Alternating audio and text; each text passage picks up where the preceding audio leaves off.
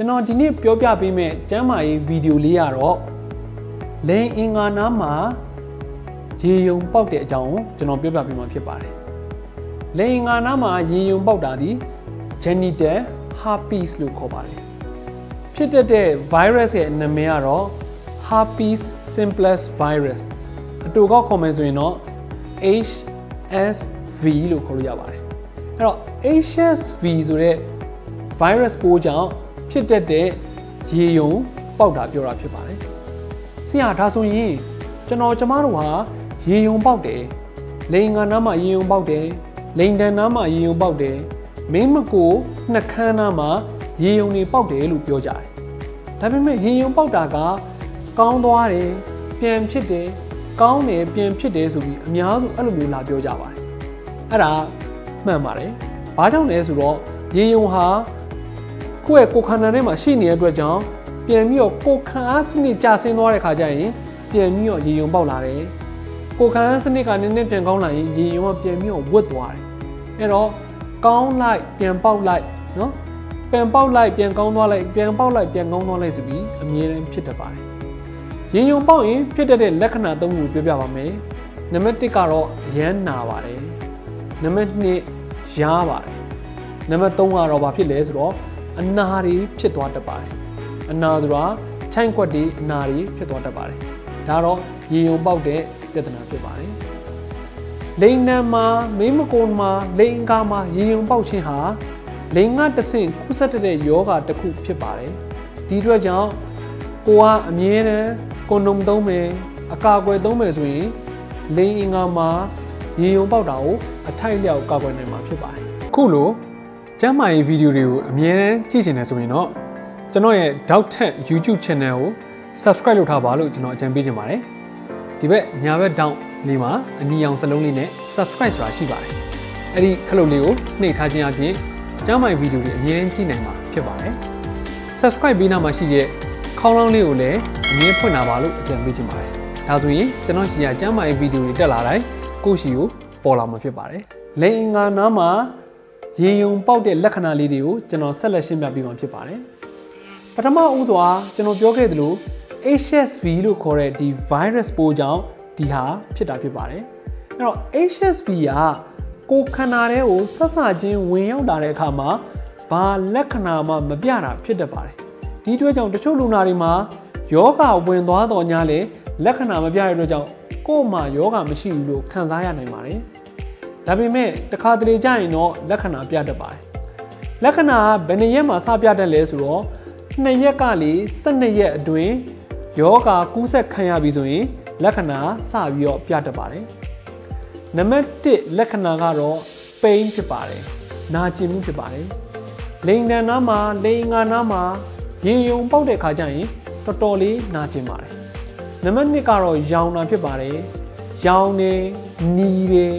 တခါတလေကျရင်အရေးကြီးဘူးလေးတွေပေါက်လာတတ်ပါတယ်နံပါတ်3ကကျတော့အာဆာအနာဖြစ်တာဖြစ်ပါတယ်အနာတွေအချိုင့်ကွက်တွေဖြစ်တဲ့အထိဖြစ်ပါတယ်ပြည်တရာအထိဖြစ်တတ်ပါတယ်တချို့သောလူတွေမှာတအားဆိုးတဲ့လက္ခဏာတွေပြတတ်ပါတယ်ဥပမာဘယ်လိုဖြစ်လဲဆိုတော့အယမ်းဖြားတယ်ချမ်းတုံတယ်လုံးဝအိပ်ရတဲ့လေမထနိုင်ဘူးပင်ပန်းနေတယ်နှုံးနေတယ်ရေယုံပေါက်တာတအားဆိုးသွားတဲ့ခါကျရင်ဖြားတာချမ်းတုံတာအဲ့ရတဲ့မထနိုင်တာအဲ့လိန်ငါပတ်ချလင်းနားမှာရောင်ရမ်းနေတာပေါင်ချန်နားမှာသွေးပြန်ကြောတွေနောက်တစ်ခုကပြန်ရည်ကြောအကျိတ်တွေရောင်နေတာဒါတွေဖြစ်တတ်ပါတယ်အဲ့တော့ဒီလက္ခဏာတွေကပြင်းပြင်းထန်ထန်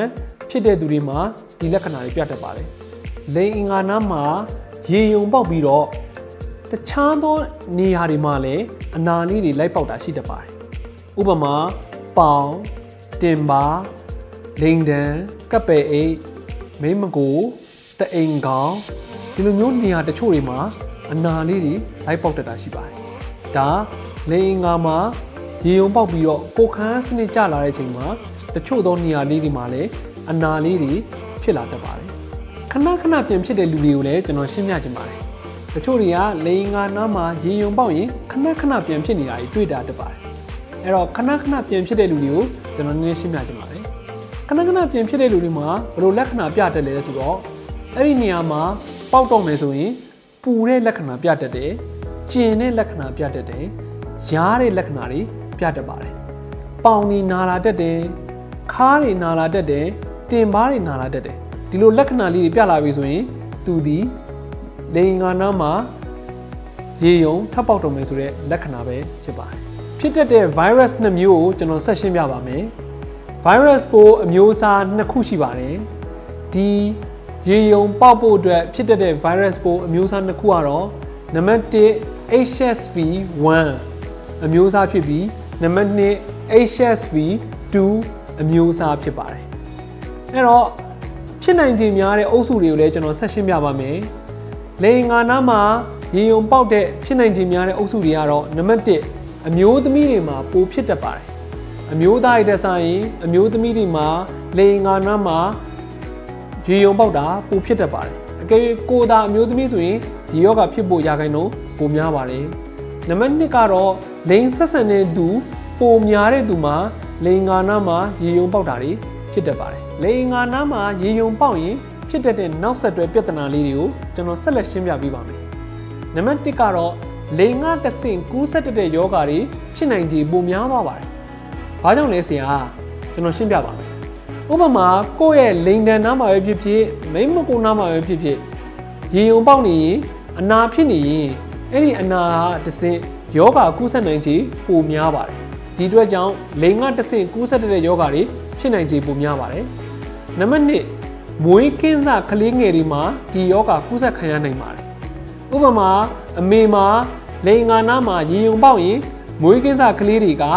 ဒီမိန်းမကိုလမ်းကြောင်းလေးဖြတ်ပြီးမှကလေးမွေးသွားတဲ့အတွက်ကြောင့်ကလေးတွေမှာယောဂါကူးစက်နိုင်ခြေပိုပြီးတော့ရှိပါတယ်။နံပါတ်3စီးအိမ်ရောင်တာဖြစ်ပါတယ်။စီးအိမ်ကဘာကြောင့်ရောင်တာလဲဆိုတော့လိင်္ဂါနာမှာရေယုံပေါက်ခြင်းဟာစီးအိမ်ကိုလည်းတွားပြီးတော့ထိခိုက်ပါတယ်။ဒီအတွက်ကြောင့်စီးအိမ်ကိုပိုးဝင်တဲ့စီးအိမ်ရောင်ရမ်းတာတွေဖြစ်တတ်တယ်။နံပါတ်4အထူးသဖြင့်အမျိုးသားချင်းလိင်ဆက်ဆံတဲ့သူတွေမှာစအိုးနားမှာရောင်တာဖြစ်တတ်ပါတယ်။ဘာကြောင့်လဲဆိုတော့သူကအစကတည်းကလိင်မှာရေယုံပေါက်ထားတယ်။မျိုးသားချင်းချင်းလိင်ဆက်ဆံတဲ့အတွက်ကြောင့်စအိုးလိင်ဆက်ဆံတဲ့အတွက်ကြောင့်စအိုးပို့ပြီးတော့ရောင်တယ်။ HSV ယောဂကူးစက်နိုင်ခြေပိုများပါတယ်။နံပါတ်5ကတော့အုံနောက်အမေးပါရောင်တဲ့ပြဿနာဖြစ်ပါတယ်။ခုနကပြောခဲ့တဲ့ HSV လို့ခေါ်တဲ့ဒီ virus ကအုံနောက်အမေးပါကိုတွားပြီးတော့ရောင်စေတတ်ပါတယ်ဒီအတွက်ကြောင့်ဒါကတော့ဖြစ်နောက်ဆက်တွဲဖြစ်တတ်တဲ့လက္ခဏာကြီး5ချက်ကိုကျွန်တော်ဆက်လက်ရှင်းပြလိုက်တာဖြစ်ပါတယ်လိင်မှာရေယုံပေါက်တာကိုကာကွယ်မဲ့အချက်ကိုကျွန်တော်ဆက်ရှင်းပြပါမယ်လိင်္ဂါနာမှာရေယုံပေါက်တာကိုကာကွယ်မဲ့အချက်2ချက်ရှိပါတယ်နံပါတ်1ကတော့အကာအကွယ်သုံးတာဖြစ်ပါတယ်အကာအကွယ်သုံးခြင်းအဖြစ်ရေယုံလိင်နဲ့ရေယုံပေါက်ခြင်းကိုကူးစက်မှုတို့ကိုကာကွယ်နိုင်မှာဖြစ်ပါတယ်နံပါတ်2လိင်နာမှာရေယုံပေါက်တာဒါမှမဟုတ်ကိုယ်ခန္ဓာတစ်ခုလုံးမှာရေယုံပေါက်တဲ့သူတွေနဲ့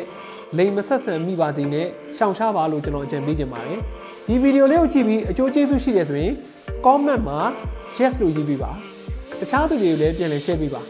အခုလိုကျမ်းမာရေးဗီဒီယိုတွေကိုအမြဲတမ်းသေချာကြည့်ချင်တယ်ဆိုရင်တော့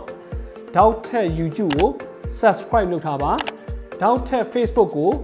like and follow လုပ်ထားပါလို့ကျွန်တော်အကြံပေးချင်ပါတယ်အားလုံးကျေးဇူးတင်ပါတယ်